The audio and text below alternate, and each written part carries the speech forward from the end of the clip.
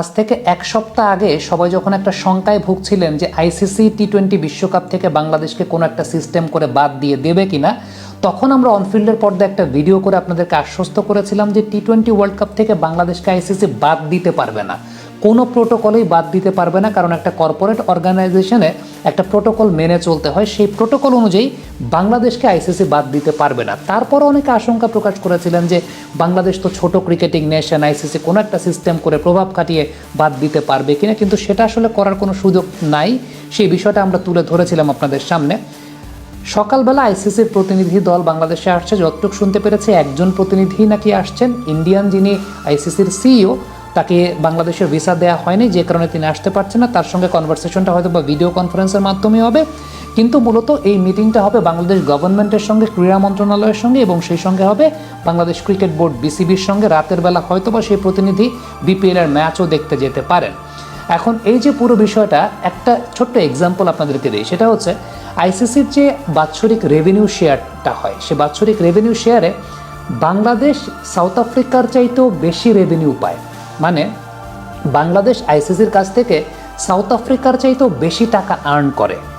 এখন একটা বিষয় চিন্তা করে দেখেন, এই যে কে কত টাকা আর্ন করছে, এর মাধ্যমে কিন্তু আইসিসির কাছে কে কতখানি গুরুত্বপূর্ণ সেই বিষয়টা কিন্তু পরিলক্ষিত হয়। তার মানে আমি বলছি না যে সাউথ আফ্রিকার গুরুত্ব কম, আমি বলছি এই জায়গাটায় তার মানে আইসিসির কাছে সাউথ আফ্রিকার গুরুত্ব যতখানি, তার চাইতেও ওপরে বাংলাদেশের গুরুত্ব আছে। সো যারা বাংলাদেশকে আসলে আইসিসির কাছে মনে করেন যে বাংলাদেশ ছোট ক্রিকেটিং নেশন, ব্যাপারটা কিন্তু আসলে সেটা না। কারণ আপনি যদি প্রফিট শেয়ারিং মডিউলটাও লক্ষ্য করে দেখেন, তাহলে খেয়াল করে দেখবেন যে বাংলাদেশ সাউথ আফ্রিকার চাইতেও বেশি আর্ন করে। তার মানে টেকনিক্যালি ট্যাকটিক্যালি বাংলাদেশের গুরুত্ব আইসিসির কাছে সাউথ আফ্রিকার চাইতেও এই জায়গাটায় বেশি। এর অন্যতম বড় কারণটা হচ্ছে বাংলাদেশি ক্রিকেটের মার্কেটটা, বাংলাদেশের দর্শকদের যে জোয়ারটা, বাংলাদেশের ভিউয়ারশিপের যে জায়গাটা, সেটা কিন্তু সাউথ আফ্রিকার ক্রিকেটিং ভিউয়ারশিপের চাইতে বেশি। সো ওই যে আপনি যদি চিন্তা করেন যে আইসিসি ভ্যালু দেয় কোন কোন জায়গাগুলোতে, সেই জায়গাগুলোর পার্সপেক্টিভে বাংলাদেশকে বাদ দেওয়ার কিন্তু আসলে কোনো সুযোগ নাই, মানে বাদ দিতে পারবে না। আরেকটা বিষয়, বাদ যদি দিতেই চাইতো তাহলে তারা পাকিস্তানকেই বাদ দিতে পারতো। কারণটা হচ্ছে পাকিস্তানকে বাদ দিতে পারে না এই কারণে, কারণ পাকিস্তানকে বাদ দেওয়ার মতো কোনো রুলস পাকিস্তান ভায়োলেট করে না, কিংবা আমি নিরাপত্তার কারণে একটা দেশে গিয়ে একটা আইসিসির ইভেন্ট খেলতে চাই না, এটা বলা মানে আইসিসির কনস্টিটিউশন ব্রেক করা হয় না।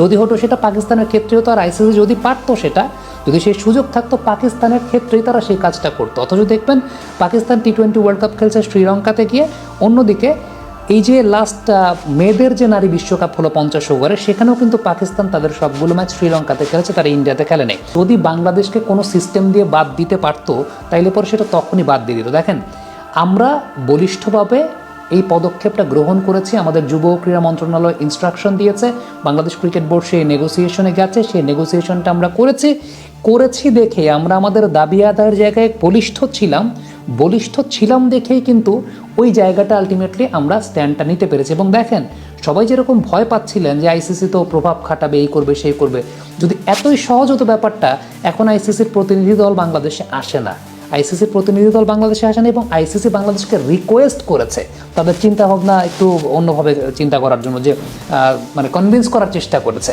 আরেকটা বিষয়, আমরা অনফিল্ডের পর্দাতেই যমুনা টেলিভিশনের বরাত দিয়ে আপনাদেরকে কিন্তু দেখিয়েছিলাম যে আইসিসি যে চিঠিটা